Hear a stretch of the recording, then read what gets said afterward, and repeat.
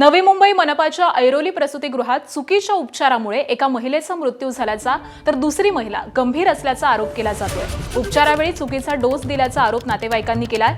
सोनम डोंगरे या महिलेचा आणि तिच्या पोटातल्या बाळाचाही मृत्यू झालाय, तर दुसरी महिला गंभीर स्थितीत आहे। तिला व्हेंटिलेटरवरती ठेवण्यात आलंय।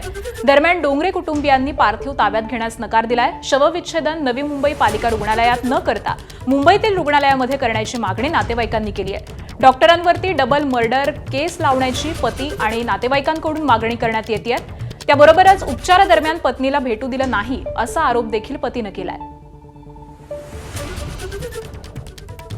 नवी मुंबई महानगरपालिकेच्या ऐरोली रुग्णालयामध्ये काल दुर्दैवी गरोदर महिलेचा आपल्या बाळासह मृत्यू झालेला आहे।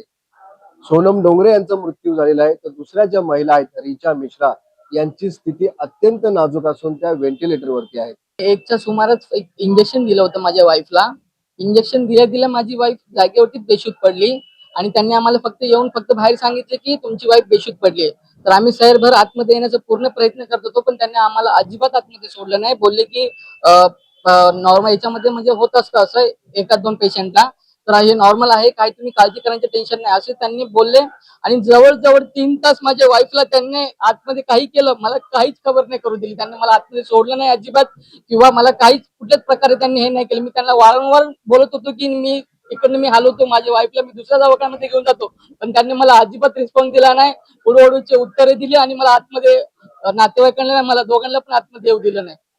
जर हे डॉक्टर सामान्य नागरिकांना तर व्यवस्थित ट्रीट करत नसतील, हे व्हीआयपी जर माणसांना जर ट्रीटमेंट व्यवस्थित मिळत असेल, तर मी सरकारला, माननीय मुख्यमंत्री असतील, उपमुख्यमंत्री असतील, यांना मी जसं आधार कार्ड तुम्ही सामान्य नागरिकांना दिलेले, तसा व्हीआयपी पास ही सामान्य नागरिकांना देण्यात यावा की त्याला व्यवस्थित या पालिकेच्या रुग्णालयात उपचार मिळतील।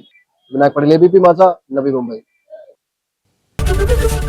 एबीपी माझा, उघडा डोळे बघा नीट।